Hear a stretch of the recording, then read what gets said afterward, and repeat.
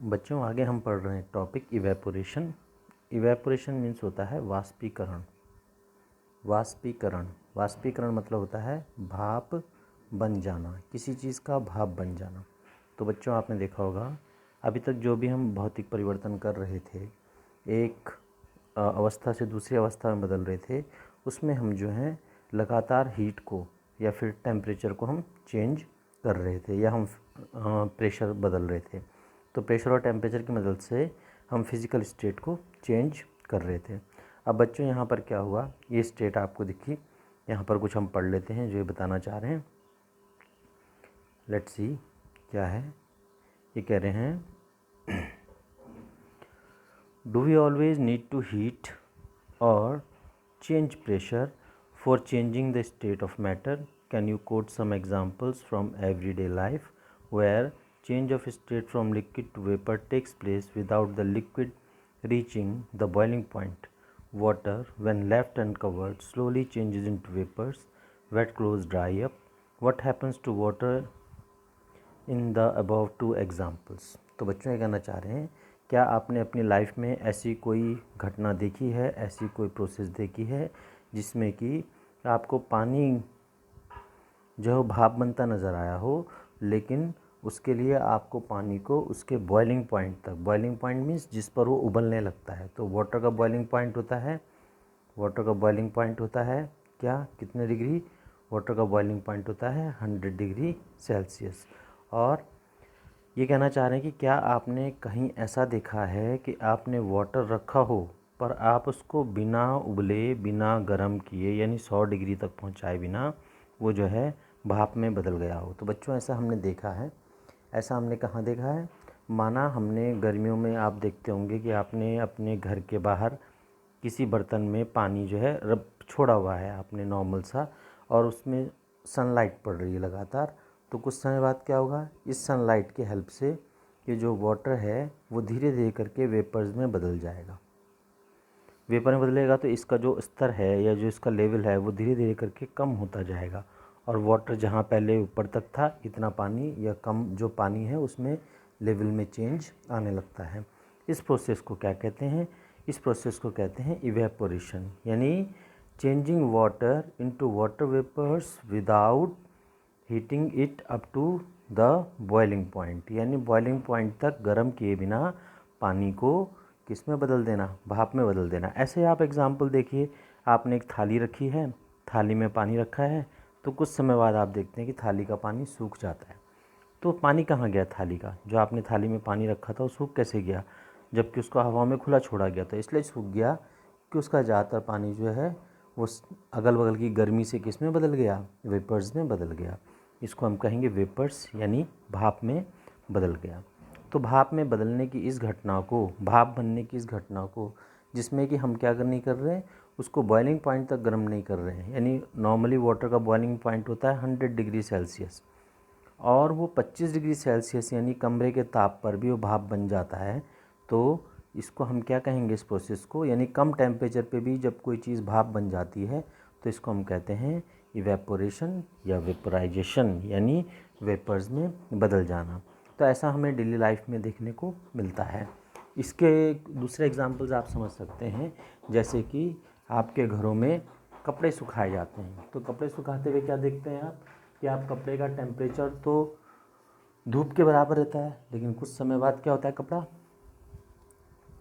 किस में गर्म हो जाता है? कपड़ा गर्म होता है और धीरे धीरे करके उसमें उपस्थित जितने भी पानी के कण होते हैं वो वेपर्स में बदल जाते हैं और कपड़ा आपका सूख जाता है। तो पानी को कैसे, पानी छोड़ देता है कपड़े को, क्यों छोड़ देता है? क्योंकि वो भाप में बदल जाता है।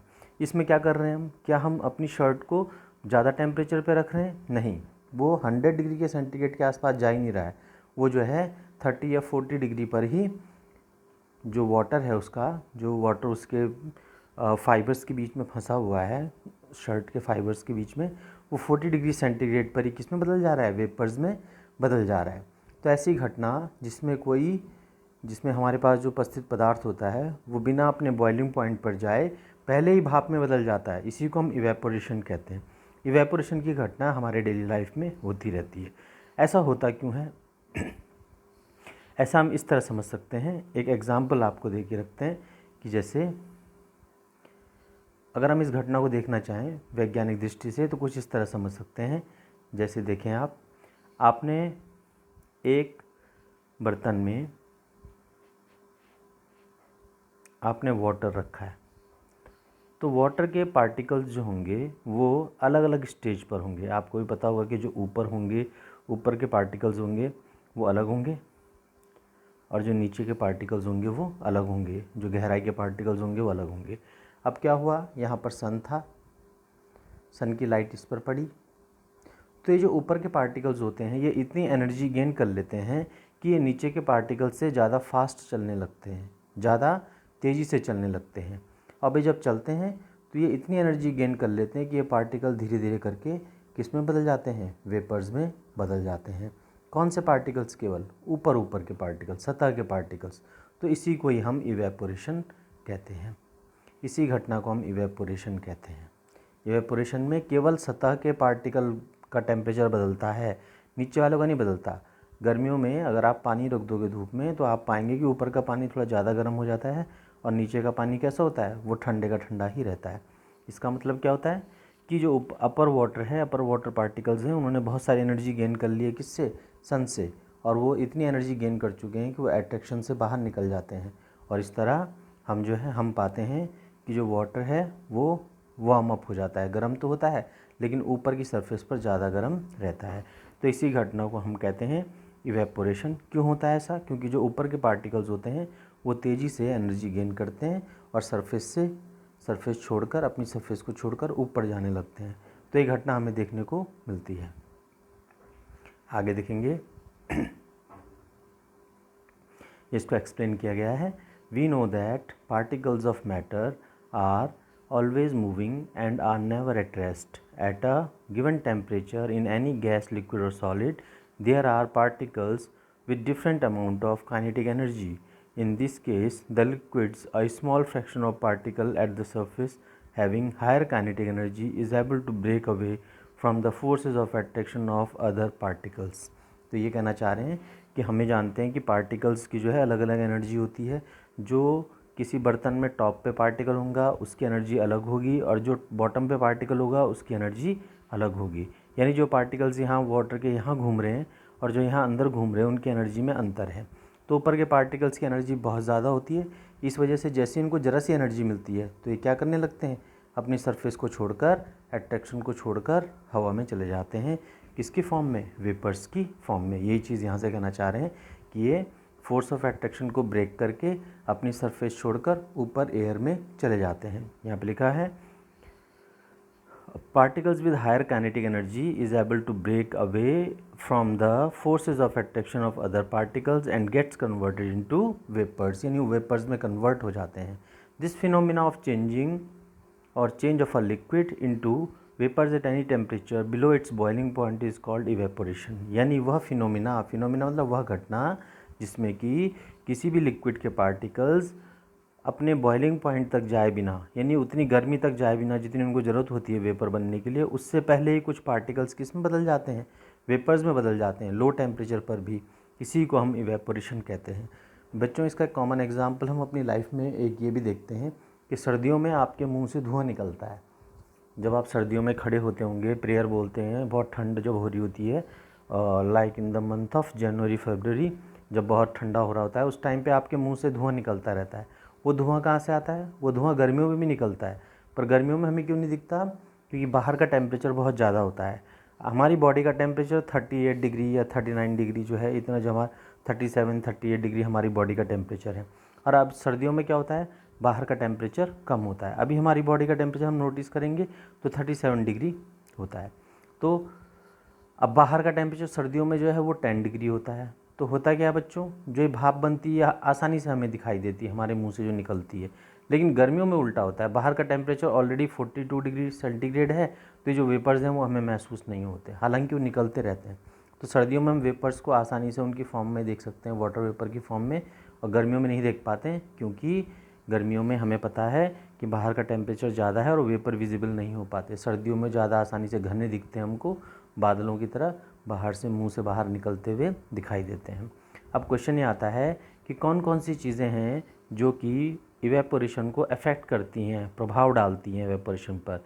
कौन कौन से फैक्टर्स हैं वो? फैक्टर्स मैंने कारक, यानी फैक्टर्स अफेक्टिंग इवेपोरेशन, यानी इवेपोरेशन को अफेक्ट करने वाले कारक। कारक मतलब कारण, कौन से कारणों से इवेपोरेशन अफेक्टेड होता है। तो यहाँ पर एक एक्टिविटी करने को दी गई है। Take 5 ml of water in a test tube. एक टेस्ट ट्यूब में 5 ml वाटर रखेंगे और उसको खिड़की के पास या विंडो के पास एक फ़ैन के नीचे रख देंगे। Take 5 ml of water in a open china dish and keep it a near window और अंडर अ फैन। और 5 ml ऑफ वाटर जो है क्या करेंगे, एक तो टेस्ट ट्यूब में रखा है और एक चपटे बर्तन में, जैसे चाइना डिश एक बर्तन होता है चपटा, उसमें रख दिया जाएगा।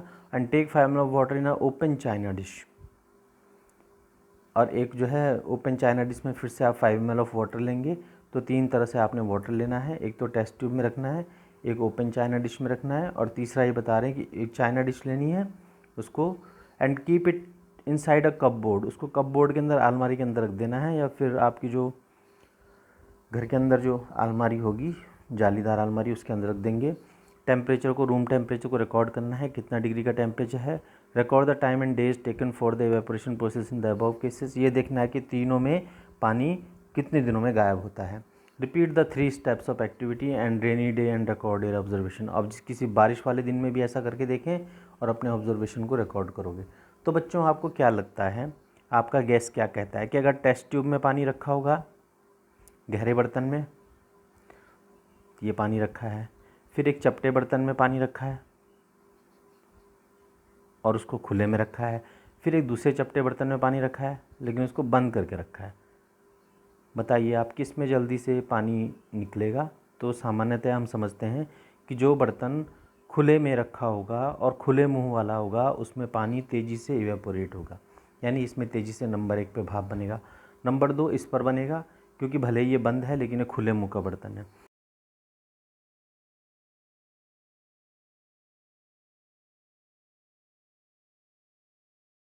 बर्तनों का रेट ऑफ इवेपोरेशन अलग अलग है। क्यों है? क्योंकि जो हमने जो बर्तन लिया है उसकी सरफेस अलग अलग है। इसका मुंह इतना छोटा है जहाँ से हवा के कांटेक्ट में आ सकता है ये, इसका मुंह थोड़ा बड़ा है और साथ साथ में इसमें पंखा भी चल रहा है तो बहुत तेज़ी से इवेपोरेशन होगा। यहाँ पर क्या है, मुंह तो बड़ा है लेकिन पंखा नहीं चल रहा है तो इवेपोरेशन थोड़ा स्लो होगा।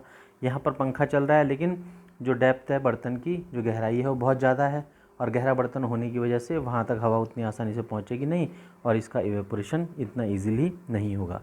तो केस नंबर 1 में सबसे फास्ट, केस नंबर 2 में उससे थोड़ा कम, और 3 में सबसे ज़्यादा डेज आपको लगेंगे पानी को भाप बनते हुए देखने में। तो ऐसा ये एक्टिविटी में हम कह सकते हैं। तो अब हम इस एक्टिविटी से हम 3 चीज़ें सीख सकते हैं। नंबर 1 कि अगर रेट ऑफ इवेपोरेशन बढ़ाना है आपको, if you want to increase the rate of evaporation, rate of evaporation increases with what? Number 1 an increase of surface area, यानी बर्तन जितना खुला होगा उतनी आसानी से इवेपोरेशन होगा। एक एग्जांपल मैं आपको बताऊं दूसरा, कि अगर आपने एक कटोरी में पानी रखा है और एक थाली में पानी रखा है तो बताइए कौन तेज़ी से सूखेगा। एक थाली में पानी रखा है, एक कटोरी में पानी रखा है, बताइए कौन तेज़ी से सूखेगा। तो आप सामान्य समझ से कह सकते हैं कि थाली का पानी जो है वो ज़्यादा तेज़ी से उड़ जाएगा और कटोरी का पानी को उड़ने में टाइम लगेगा। ऐसा क्यों हुआ बच्चों? क्योंकि इसका जो एरिया है, यानी जो इसका मुंह है वो बहुत छोटा है और इसका थाली का मुंह बहुत बड़ा है, एरिया बहुत बड़ा है इसका। तो जितना सरफेस एरिया होता है आसानी से पानी जो है वो उतनी आसानी से इवेपोरेट होता है। इसका एरिया इतना सही है पानी का, और इसका आप जान रहे हैं कि इसके मुंह के बराबर पूरा बड़ा एरिया है, इसलिए वाटर इजीली इवेपोरेट होगा नंबर 2 वाले में, और नंबर 1 वाले में उतना धीमे ही होगा। इसका मतलब कि जितना सरफेस एरिया होगा उतनी आसानी से इवेपोरेशन होता है। Evaporation is a surface phenomena. If the surface area is increased the rate of evaporation increases, यानी अगर आपने किसी चीज़ को फैला कर रख दिया तो जल्दी से किस में बदल जाएगा? वेपर्स में बदल जाएंगे उसके वाटर पार्टिकल्स, और अगर आपने उसको इकट्ठा करके रख दिया तो वो उतनी धीमे से बनेंगे।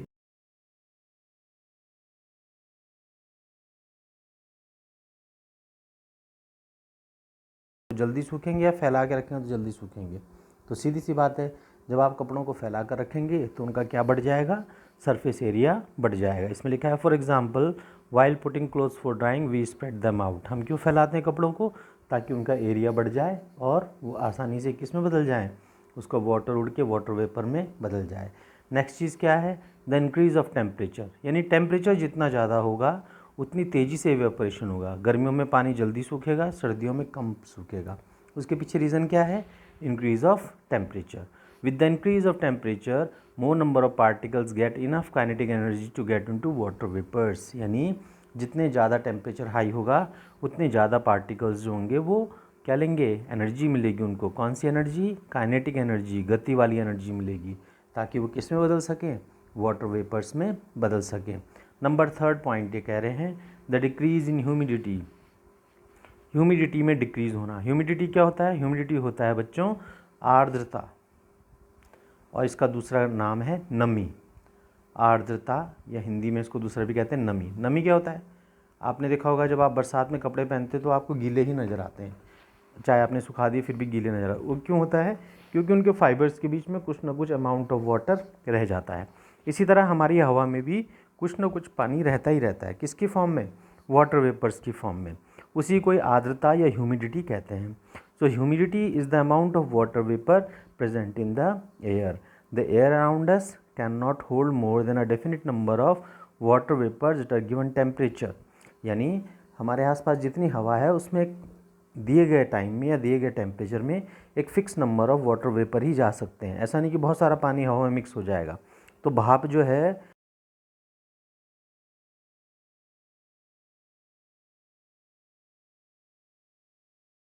सकते हैं कि हवा जो है वो भाप को कुछ निश्चित सीमा तक ही रख सकती है। इसका मतलब ये है कि अगर हवा में भाप पहले से ही बहुत ज़्यादा है तो वो चीज़ जो है सूखने में, या फिर जो चीज़ है जो आपका माना कपड़ा है तो सूखने में ज़्यादा समय लेगा, उसके वाटर जो है वाटर वेपर्स बनने में उतना टाइम लग जाएगा। तो ये कहना चाह रहे हैं यहाँ पर कि if the amount of water in a air is already high the rate of evaporation decreases, यानी उतनी धीमे धीमे आपका इवेपोरेशन होगा। अब बरसात के दिनों में कपड़े देर से सूखते हैं, गर्मियों में जल्दी सूखते हैं। ऐसा क्यों होता है, गर्मियों में एयर में क्या नहीं होती है, वाटर वेपर्स कम होते हैं, ह्यूमिडिटी कम होती है। और रेनी सीजन्स में क्या होता है, ह्यूमिडिटी ऑलरेडी बहुत ज़्यादा होती है, इस वजह से इवेपोरेशन होने में टाइम लग जाता है, इसलिए बरसात में कपड़े देर से सूखते हैं। Next point is an increase in wind speed, यानी हवा जितनी तेज़ चलेगी उतनी तेज़ी से आपका इवेपोरेशन होगा। अब आप समझ सकते हैं कि हवा में कपड़े जल्दी सूखेंगे या गुम मौसम में या हवा में, तो आप जानेंगे कि हवा में जल्दी सूखते हैं कपड़े। ऐसा क्यों होता है, an increase in wind speed, it is common observation that clothes dry fast on a windy day, यानी हवादार दिन में कपड़े जल्दी सूखते हैं। With the increase in wind speed the particles of water vapour move away with the wind decreasing the amount of water vapours in the surrounding, यानी जितनी जल्दी हवा चलेगी उतनी तेज़ी से वाटर पार्टिकल्स को क्या मिलेगी, एनर्जी मिलेगी, काइनेटिक एनर्जी, और वो आसानी से वेपर्स में कन्वर्ट हो जाएंगे, यानी वो वेपर्स में बदल जाएंगे। तो ये हमने आज समझा कि वाटर को वेपर में बदलने के लिए 3 कंडीशन ज़रूरी हैं। Number 1 an increase in surface area, number 2 an increase in temperature, number 3 decrease in humidity, and number 4th point is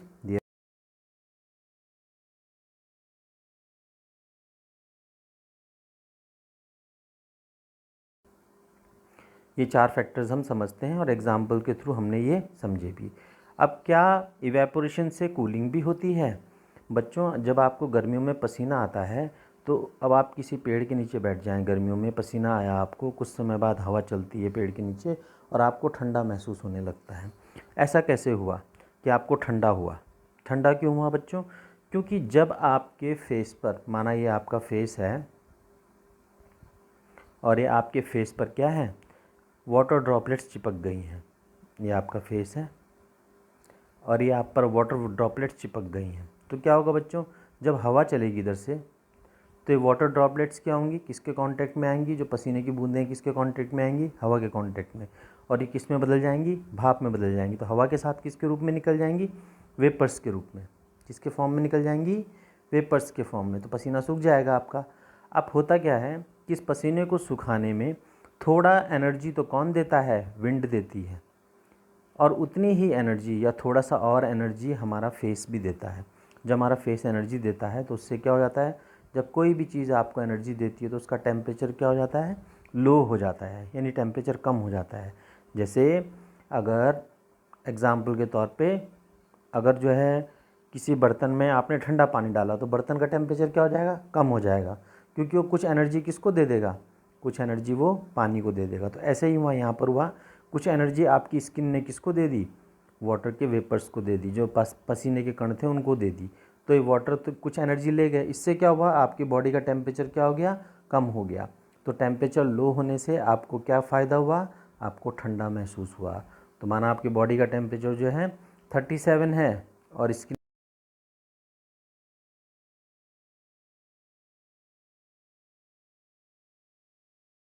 गर्मियों में, क्यों, ये हमारी बॉडी को कूल करता है।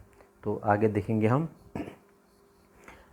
In an open vessel, the liquid keeps on evaporating. The particles of liquid absorb energy from the surrounding to regain the energy lost during evaporation. This absorption of energy from the surrounding makes the surrounding cold. यानी कहने का मतलब ये है कि अगर किसी particle से किसी पार्टिकल ने एनर्जी गेन की है, और जैसे हमने माना कि एक थाली में हमने पानी रखा है और पानी जो है, पानी के जो पार्टिकल्स हैं वो हवा के साथ उड़ रहे हैं, जिससे वाटर पार्टिकल्स बन रहे हैं, हवा के साथ उड़ रहे हैं। लेकिन इसमें क्या होगा बच्चों, इनको उड़ने के लिए कुछ एनर्जी किससे मिलेगी, अपने नीचे के पानी से भी मिलेगी। तो इससे क्या फ़ायदा होगा, ये भले ही वेपर में कन्वर्ट हो जाएं लेकिन पानी का टेम्परेचर क्या हो जाएगा, डाउन हो जाएगा, या हमारे अगल बगल जो टेम्परेचर होगा वो भी डाउन हो जाएगा। जो हवा चलेगी ना, ये जो विंड चलेगी, ये लो टेम्परेचर वाली विंड होगी। तो इसका मतलब ये है कि अगर हम इवेपोरेशन करते हैं, particle of liquid absorb energy from the surrounding to regain the energy lost during the evaporation. तो इस सराउंडिंग से जब एनर्जी ली जाती है तो उसका टेम्परेचर क्या हो जाता है, ठंडा हो जाता है, और इससे कि हमारी सराउंडिंग की एनर्जी डाउन हो जाती है। अब आप एक एग्जाम्पल ऐसे समझ सकते हैं कि घड़े में पानी ठंडा कैसे हो जाता है। तो बच्चों इसको कुछ ऐसे समझ सकते हैं, एक पिक्चर बना के हम आपको दिखा रहे हैं घड़े की। देखो फॉर एग्ज़ाम्पल एक घड़ा है, तो घड़ा बच्चों, घड़े के बारे में आप जानते हैं कि उसमें एक छोटा सा मुंह होता है और इसमें बहुत सारे होल्स होते हैं, बहुत छोटे छोटे छेद होते हैं। अब इन क्योंकि मिट्टी का बना घड़ा है तो इसके अंदर बहुत सारे छेद होंगे। तो बच्चों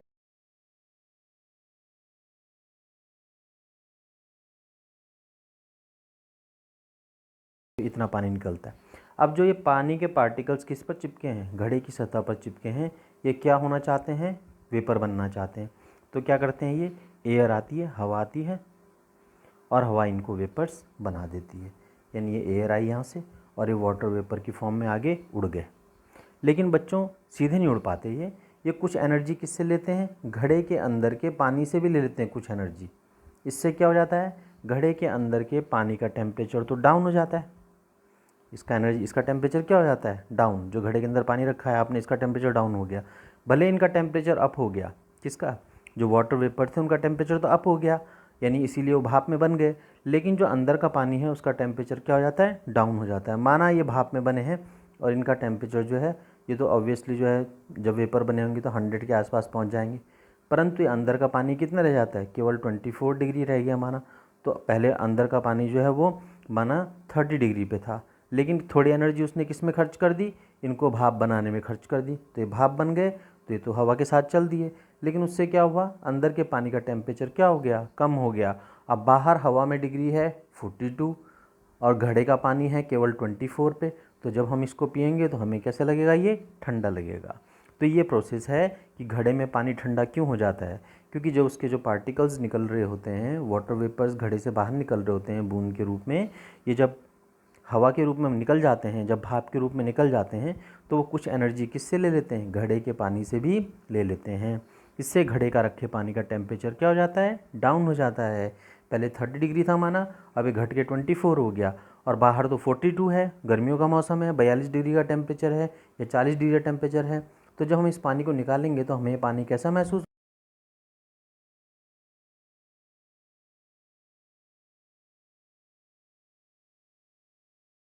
वो पार्टिकल्स क्या होते हैं, बाहर का टेम्परेचर,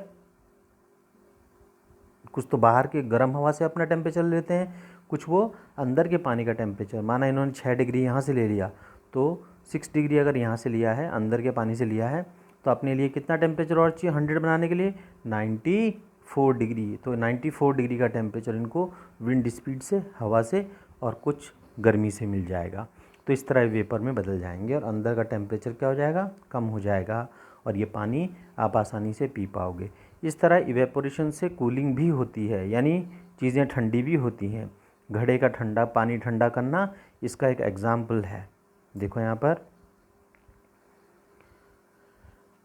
अगर आप जो हैं, आपने पेट्रोल देखा होगा, पेट्रोल की बूंदें अगर आप अपनी हथेली पर रखें या नेल पॉलिश को अगर आप अपनी हथेली पर रखें, आप नेल पॉलिश लगाती हैं लड़कियां, नेल पॉलिश जब नाखून पे लगाए तो ठंडा महसूस होता है आपको।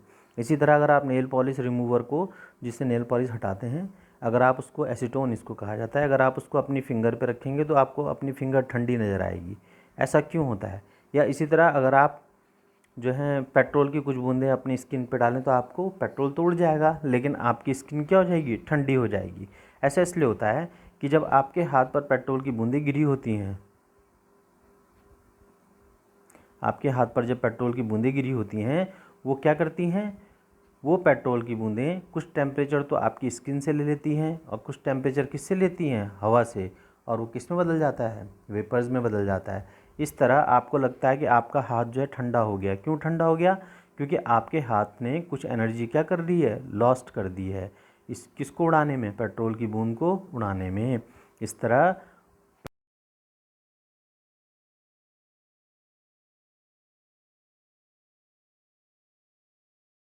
ठंडा हो जाएगा।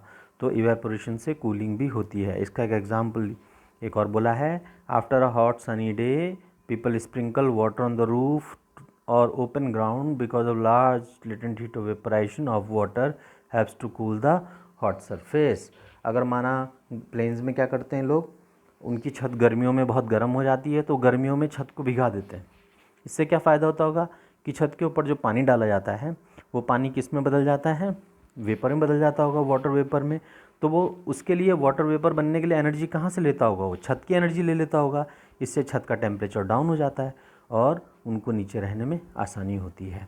इसके कुछ एग्जाम्पल्स ये भी पूछे गए हैं, कुछ क्वेश्चंस, जैसे ये क्वेश्चन आपने पहले भी कहीं पर सुने होंगे आपने, why should we wear cotton clothes in summer, हमें गर्मियों में सूती कपड़े क्यों पहनने चाहिए।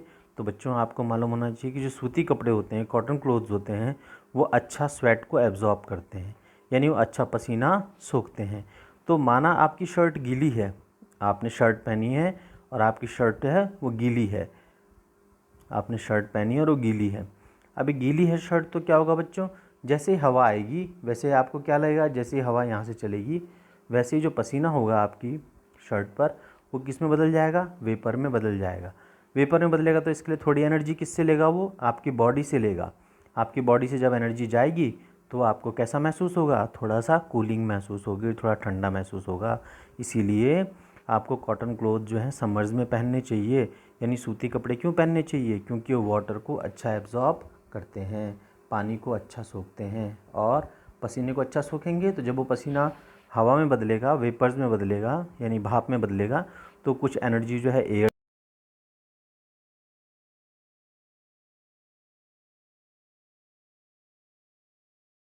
ठंडा महसूस होगा। यही चीज़ यहाँ पर भी कहना चाहते हैं, during summers we perspire more because of the mechanism of our body which keeps us cool. गर्मियों में हम जो है ज़्यादा प्रेस्पायर करते हैं, यानी हमें ज़्यादा पसीना होता है। We know that during evaporation the particles at the surface of the liquid gain energy from the surrounding or body surface and change into vapors. The heat energy equal to the latent heat of vaporization is absorbed from the body leaving the body cool. इससे क्या होता है, हमारी body से थोड़ी energy cotton के particle में फंसे हुए जो वाटर पार्टिकल होते हैं वो ले लेते हैं और हमारी बॉडी का टेम्परेचर क्या हो जाता है, कम हो जाता है। इस तरह हमें कैसा महसूस होता है, ठंडा महसूस होता है। ये कहना चाह रहे हैं यहाँ पर कि cotton being a good absorbent of water helps in absorbing the sweat and exposing it to the atmosphere for easy evaporation. Cotton जो है, जो सूती कपड़े होते हैं, ज़्यादा पसीना सोखते हैं और आसानी से उस पसीने को भाप में बदलते हैं, बदलने में सहायता करते हैं। तो भाप कैसे बदलते हैं मैं बता चुका हूँ कि कुछ टेम्परेचर वो आपकी बॉडी से लेंगे और कुछ उनको हवा से मिल जाएगा। इस तरह आपकी बॉडी में क्या हो जाएगा, ठंडक महसूस होगी आपको, क्योंकि आपकी बॉडी टेम्परेचर लूज़ कर चुकी है। अगला देखो, why do we see water droplets to the outer surface of a glass container ice containing ice cold water. Example आपने देखा होगा कि जब आप नई नई पेप्सी की बोतल लेते हैं, बहुत ठंडी कोल्ड ड्रिंक की बोतल लेते हैं, तो कुछ समय बाद आपको क्या दिखता है। एक एग्जाम्पल मैं बता दूं आपको, माना आपने कोल्ड ड्रिंक की एक नई बोतल ली है, तो कुछ समय बाद क्या दिखेगा बच्चा आपको, वो जो बोतल आप लेते हैं उसके बाहर आपको, ये आपकी कोल्ड ड्रिंक की बोतल है, कुछ देर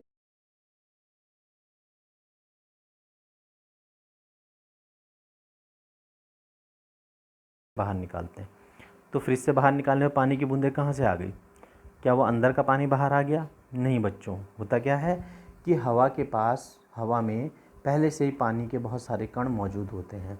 अब देखो, कोल्ड ड्रिंक की बोतल आपने निकाली है, इसका टेम्परेचर है 0 डिग्री, माना 0 भी नहीं है तो माना 5 डिग्री है, ठंडा है वो 5 डिग्री है उसका टेम्परेचर, और बाहर हवा का टेम्परेचर कितना है 40 डिग्री, गर्मियों में पीते हैं हम 40 डिग्री। अब ये 40 डिग्री के जो वाटर वेपर्स हैं, जब इससे टकराते हैं, किससे, बोतल से, तो वो क्या हो जाते हैं, ठंडे हो जाते हैं, और ठंडे होने के कारण वो जम जाते हैं। तो जमेंगे तो क्या, किसके रूप में जम जाएंगे, यानी जो एयर है या जो गैस है वो किस में कन्वर्ट हो जाती है ठंडे होने पर, वाटर में या लिक्विड में। तो ये जो पानी की बूंदें हवा में ह्यूमिडिटी के फॉर्म में तैर रही हैं, यानी नमी के रूप में तैर रही हैं, वो इस ठंडी बोतल के कांटेक्ट में आते ही किस में बदल जाती हैं, वाटर वेपर में बदल जाती है, और ये पानी आपको बोतल के बाहर जमा हुआ दिखने लगता है।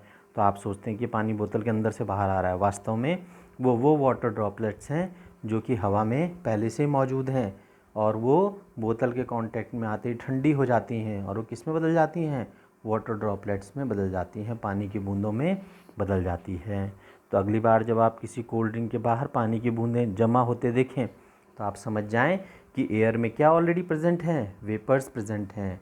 ये वेपर जो हैं किस में ठंडा होकर किस में बदल गए हैं, वाटर में बदल गए हैं। तो ये वेपर्स ठंडा होकर लिक्विड में, ये वाटर में बदल गए हैं, और ये बोतल के बाहर जमा हो गए, तो ये पानी टपकने लगता है फिर बोतल के बाहर। अब आप समझ गए होंगे कि इवेपोरेशन की घटना हमारे आसपास होती रहती है, पर हमने आज तक उसको कभी सीरियसली ऑब्जर्व नहीं किया। तो कब